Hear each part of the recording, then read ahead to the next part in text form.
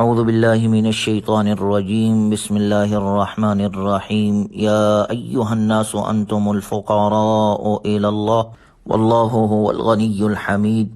یہ سورہ فاطر کا تیسرا رکوع ہے۔ اللہ تبارک و تعالی نے اس میں بہت ساری نصیحتیں ذکر فرمائی ہے۔ سب سے پہلے نمبر پر فرمایا، اے لوگو تم سب اللہ ہی کے محتاج ہو، اللہ غنی ہے جسے کسی چیز کی حاجت نہیں ہے۔ تعریف کا مستحق وہی اللہ ہے، یعنی اللہ تعالیٰ دوسروں کی عبادت اور ان کی تعریف کرنے سے بالکل بے نیاز ہے۔ کوئی اس کی تعریف کرے یا نہ کرے، وہ بذات خود قابل تعریف ہے۔ دوسرے نمبر پر اللہ نے فرمایا، ان یشاء یذہبکم ویأتی بخلق جدید، اگر وہ چاہے تو تمہیں ختم کر دے اور نئی مخلوق پیدا فرما دے۔ وما ذلک علی اللہ بعزیز، اور یہ اللہ پر کچھ مشکل نہیں ہے۔ تیسرے نمبر پر اللہ نے ذکر فرمایا، وَلَا تَزِرُ وَازِرَةٌ وِزْرَ أُخْرَى، اور کوئی بوجھ اٹھانے والا دوسرے کا بوجھ نہیں اٹھائے گا۔ وَإِن تَدْعُ مُثْقَلَةٌ إِلَىٰ حِمْلِهَا لَا يُحْمَلْ مِنْهُ شَيْءٌ وَلَوْ كَانَ ذَا قُرْبَىٰ، اور اگر کوئی بوجھ والا اپنے بوجھ اٹھانے کے لیے بلائے گا تو اس میں سے کچھ بھی نہیں اٹھایا جائے گا، اگرچہ قرابت دار ہی کیوں نہ ہو، یعنی رشتہ داری ہونے کے باوجود بھی کوئی کسی کے بوجھ اٹھانے کے لیے تیار نہیں ہوگا۔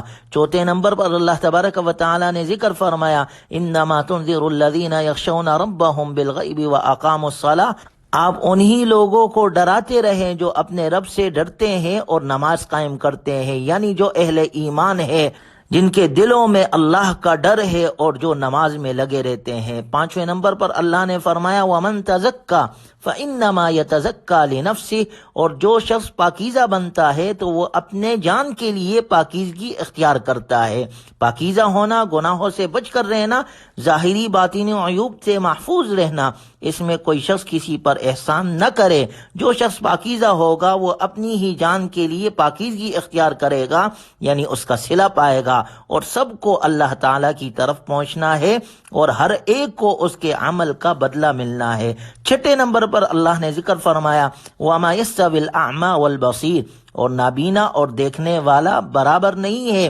یہاں اندھے سے مراد کافر اور دیکھنے والے سے مراد مؤمن ہے۔ وَلَا الظُّلُمَاتُ وَلَا النُّورُ، اور نہ اندھیریاں اور روشنیاں برابر ہے، یعنی حق اور باطل برابر نہیں ہو سکتے ہیں۔ وَلَا الظِّلُّ وَلَا الْحَرُورُ، اور نہ سایہ اور دھوپ برابر ہے، یعنی ثواب اور عقاب برابر نہیں ہو سکتے۔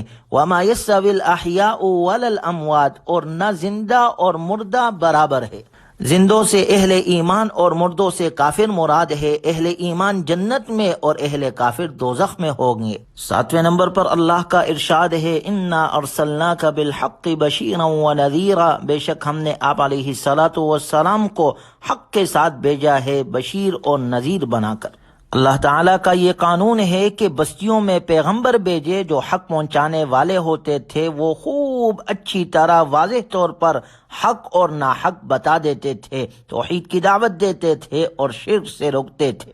آٹھویں نمبر پر اللہ نے ذکر فرمایا، وَإِن يُكَذِّبُوكَ فَقَدْ كَذَّبَ الَّذِينَ مِن قَبْلِهِمْ جَاءَتْهُمْ رُسُلُهُم بِالْبَيِّنَاتِ وَبِالزُّبُرِ وَبِالْكِتَابِ الْمُنِيرِ، اگر یہ لوگ آپ کی تکذیب کرے تو یہ کوئی تعجب کرنے اور رنجیدہ ہونے کی بات نہیں ہے، کیونکہ آپ سے پہلے بھی انبیاء اکرام علیہم السلام آ چکے ہیں، ان کی امتوں نے انہیں جھٹلایا، حالانکہ وہ حضرات ان کے پاس کھلی کھلی دلیلیں لے کر پہنچے، معجزات، صحیفے، کتابیں، لیکن جنہیں ماننا نہ تھا انہوں نے نہ مانا۔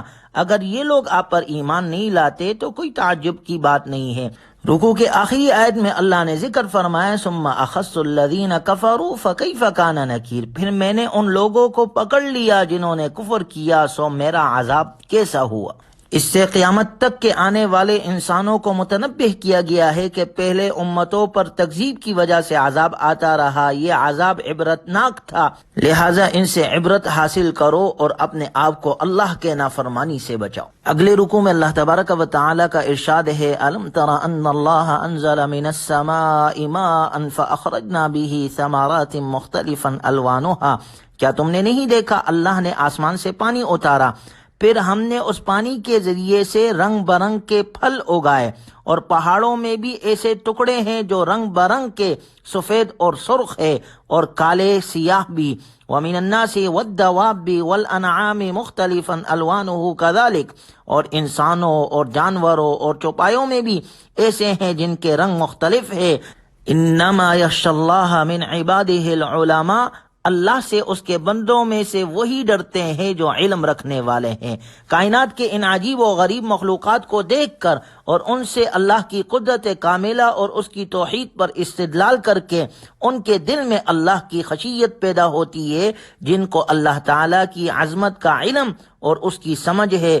یعنی اللہ کی قدرت کی نشانیوں کو دیکھ کر صرف انہی کے دل میں خشیت پیدا ہوتی ہے جو علم رکھتے ہیں، جو گہرائی میں جا کر سوچ سکتے ہیں اور جو حقائق پر پڑے ہوئے پردے اٹھا سکتے ہیں، کیونکہ جس انسان کے دل میں جتنی معرفت ہوگی اتنی ہی خشیت اور عظمت ہوگی۔ اس لیے ہمارے آقا صلی اللہ علیہ وسلم کے دل میں سارے انسانوں سے زیادہ خشیت تھی۔ آپ صلی اللہ علیہ وسلم نے خود فرمایا، اللہ کی قسم میں تم سب سے زیادہ دل میں اللہ کی خشیت اور خوف رکھنے والا ہوں۔ اگلی آیت میں اللہ تبارک و تعالی نے نیک بندوں کی تعریف فرمائی اور ان کے اجر و ثواب کا ذکر فرمایا۔ ان الذین یتلون کتاب اللہ واقاموا الصلاۃ وانفقوا مما رزقناہم سرا وعلانیہ یرجون تجارۃ لن تبور، جو لوگ اللہ کی کتاب کی تلاوت کرتے ہیں اور جنہوں نے نماز کی پابندی کر رکھی ہے اور ہم نے انہیں جو رزق دیا ہے اس میں سے وہ نیک کاموں میں خفیہ اور علانیہ خرچ کرتے ہیں، وہ ایسی تجارت کے امیدوار ہے جو کبھی نقصان نہیں اٹھائے گی۔ لیوفیہم اجورہم ویزیدہم من فضلہ، ان کی عبادتوں کے اجر اللہ تعالیٰ انہیں پورے عطا فرمائے گا، جانی عبادتیں ہو یا مالی، اور انہیں اپنے فضل سے مزید عطا فرمائے گا۔ انہ غفور شکور، کیونکہ وہ بخشنے والا بھی ہے، کمی کوتاہی کو معاف فرما دے گا اور وہ بڑا قدردان بھی ہے۔ ہر نیکی کا اجر کم از کم 10 گنا کر کے عطا فرمائے گا۔ غور کیا جائے تو اسی تجارت میں لگنے میں نفع عظیم ہے، جس کے تباہ ہونے کا خطرہ نہیں اور نقصان کا اندیشہ نہیں۔ اس کے بعد قرآن کریم کی عظمت کے بارے میں ذکر فرمایا، ثم اورثنا الکتاب الذین اصطفینا من عبادنا، پھر ہم نے اس کتاب کا وارث اپنے بندوں میں سے ان کو بنایا جنہیں ہم نے چن لیا تھا۔ اس سے مراد مسلمان ہے۔ مطلب یہ ہے کہ یہ قرآن کریم براہ راست تو سرور کائنات صلی اللہ علیہ وسلم پر نازل ہوا، لیکن پھر اس کا وارث ان مسلمانوں کو بنایا گیا جنہیں اللہ تعالیٰ نے اس کام کے لیے چن لیا تھا کہ وہ اللہ کی کتاب پر ایمان لائے۔ لیکن ایمان لانے کے بعد ان کی 3 قسمیں ہو گئی۔ نمبر 1، فَمِنْهُمْ ظَالِمٌ لِنَفْسِهِ، ان میں بعض وہ ہے جو اپنی جانوں پر ظلم کرنے والے ہیں، یعنی گناہوں میں مشغول رہتے ہیں۔ اور دوسرے نمبر پر وَمِنْهُمْ مُقْتَصِدٌ، ان میں سے کچھ ایسے ہیں جو درمیانے درجے کے ہیں۔ اور تیسرے نمبر پر وَمِنْهُمْ سَابِقٌ بِالْخَيْرَاتِ بِإِذْنِ اللَّهِ، بعض وہ ہے جو اللہ کے حکم سے نیکیوں میں آگے بڑھے ہوئے ہیں۔ یہ وہ لوگ ہیں جو گناہوں سے بھی بچتے ہیں اور فرائض، واجبات، سنن کے علاوہ دوسرے نیک کاموں کا بھی اہتمام کرتے ہیں۔ یہ 3 قسموں کے مسلمانوں کا ذکر کرنے کے بعد آخر میں اللہ نے فرمایا، ذَلِكَ هُوَ الْفَضْلُ الْكَبِيرُ، یہ اللہ کا بہت بڑا فضل ہے۔ آخر کار مغفرت کے بعد اللہ تعالیٰ انشاءاللہ تینوں قسموں کے مسلمانوں کو جنت میں داخل فرمائیں گے۔ اگلی آیت میں اللہ تعالیٰ نے اس کا ذکر فرمایا، جنات عدن يدخلونها يحلون فيها من اساور من ذهب ولؤلؤا، یہ لوگ ایمان والے ہمیشہ رہنے کے باغوں میں ہوں گے جن میں انہیں سونے اور موتیوں کے کنگن پہنائے جائیں گے۔ وَلِبَاسُهُمْ فِيهَا حَرِيرٌ، اور ان کا لباس ریشم کا ہوگا۔ وَقَالُوا الْحَمْدُ لِلَّهِ الَّذِي أَذْهَبَ عَنَّا الْحَزَنَ، اور وہ کہیں گے تمام تر تعریفیں اللہ ہی کی ہے جس نے ہم سے ہر غم دور کر دیا۔ ان ربنا لغفور شکور، بے شک ہمارا رب بہت بخشنے والا بڑا قدردان ہے۔ الذی احلنا دار المقامۃ من فضلہ، جس نے ہمیں اپنے فضل سے رہنے کی جگہ میں اتار دیا ہے۔ لا یمسنا فیہا نصب ولا یمسنا فیہا لغوب، جس میں نہ ہمیں کبھی کوئی تکلیف چھو کر گزرے گی اور نہ کبھی کوئی تکن پیش آئے گی۔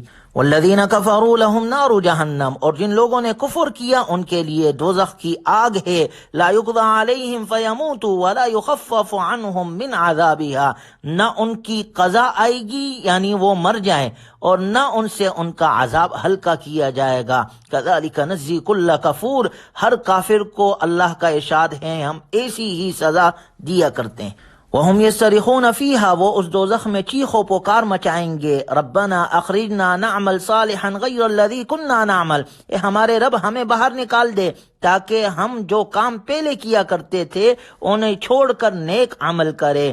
ان کو جواب دیا جائے گا اولم نعمرکم ما یتذکر فیہ من تذکر وجاءکم النذیر، بلا کیا ہم نے تمہیں اتنی عمر نہیں دی تھی کہ جس کسی کو اس میں سوچنا سمجھنا ہوتا تو وہ سمجھ لیتا، اور تمہارے پاس خبردار کرنے والا بھی آیا تھا۔